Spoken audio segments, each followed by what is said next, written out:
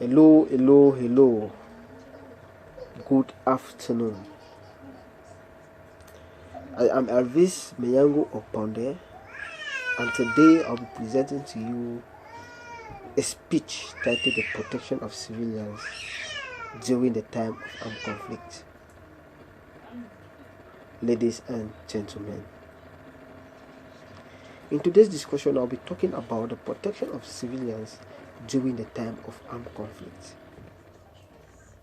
Before I dive into this discussion, I would like to share to you a story about the killing of a 4-month-old baby in Moyuka. The family was visiting in the southwest region so that 4 months-old Mata could be presented to her grandfather. She was asleep on a sofa in the house, and her mother was cooking behind, and father relaxing out from where they had gunshots. I quote, "I quickly told my wife to run," said Mata's father, neighbor. She went and hid around our neighbor's house and went right in the forest. On my way back, I met a man who told me about the incident. I rushed home and saw my daughter on the chair. They damaged my daughter. I was seeing a bullet inside her head. You know how soft a baby head can be," end of quote, Mata's father narrated. According to a neighbor, the men were arguing when they left the house, with one asking another why he had shot such a young child. Ladies and gentlemen,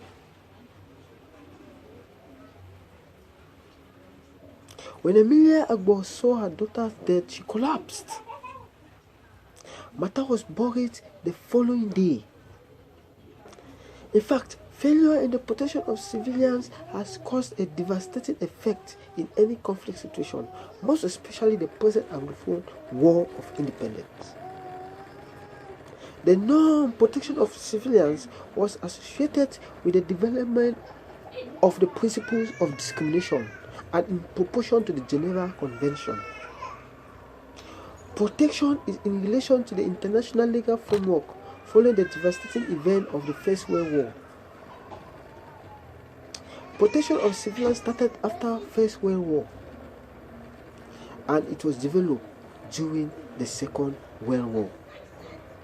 That is why the International Criminal Court was set up to take care of civilians. Not much was said about the protection of civilians when the laws of wars were set up. The laws mostly focused on combatant and humanitarian. The laws were instead limiting civilians' casualties rather than protection. Protection was developed in the 19th century, dealing just with the military and the wounded. The Fourth Geneva Convention and its common articles made the protection of civilians to take full forms. Addressing the UN Security Council, Obama noted that, and I quote, "Second, we need to improve the protection of civilians. Unlike 20 years ago, today UN peacekeepers have the clear authority to safeguard the innocent, but it is still applied unevenly. That is why the principles and the best practices for civilian protection laid out in Kigali are so important. Because for innocent people caught in the crossfire in places like South Sudan, the action of UN peacekeepers can mean the difference between life and death," end of quote. Ladies and gentlemen,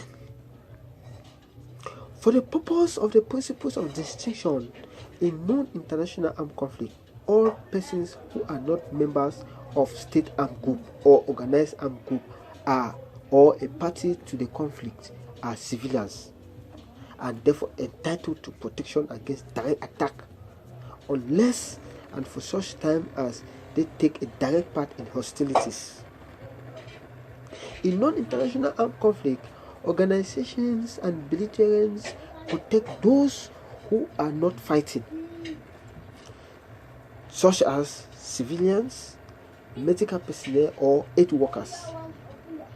Protect those who are no longer able to fight, like an injured soldier or a prisoner. Prohibit targeting civilians. Doing so is a war crime. Recognize the right of civilians to be protected from the danger of war and receive the help they need. Every possible care must be taken to avoid harming them or their houses, or destroying their means of survival, such as water sources, crops, livestock, etc. Mandate that the sick and wounded have a right to be cared for, regardless of whose side they are on. Specify that medical workers, medical vehicles, and hospitals dedicated to humanitarian work cannot be attacked. Prohibit torture and degrading treatment of prisoners. Specify that detainees must receive food and water and be allowed to communicate with their loved ones. Limit the weapons and tactics that can be used in war to avoid unnecessary suffering. Explicitly forbid rape or other form of sexual violence in the context of armed conflict.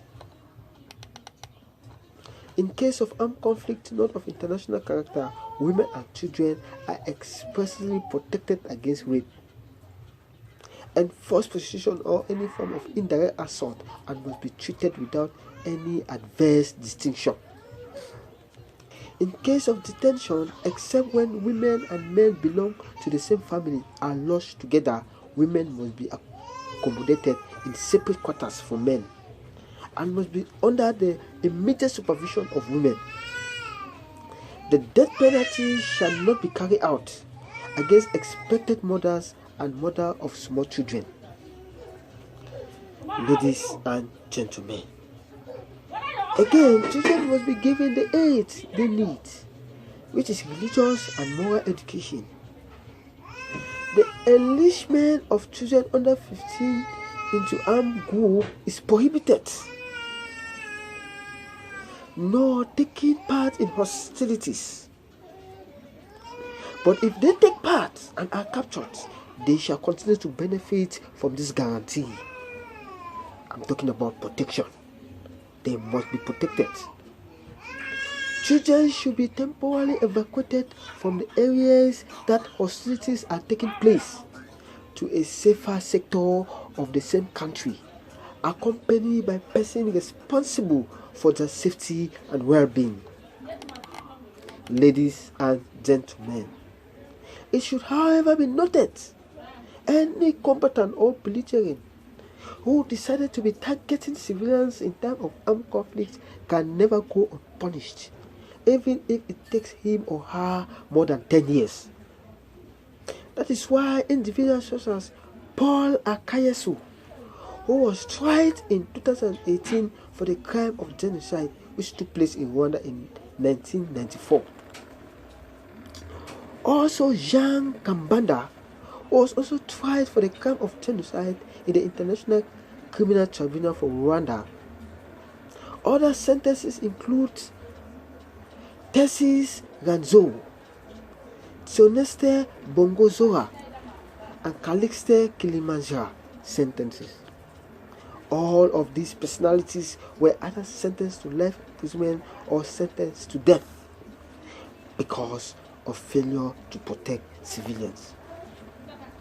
In the nutshell, as Queen Rania Abdullah of Jordan rightly put it, when you deprive people of their right to live in dignity, to hope for a better future, to have control over their own life, when you deprive them of that choice, then you expect them to fight for this right.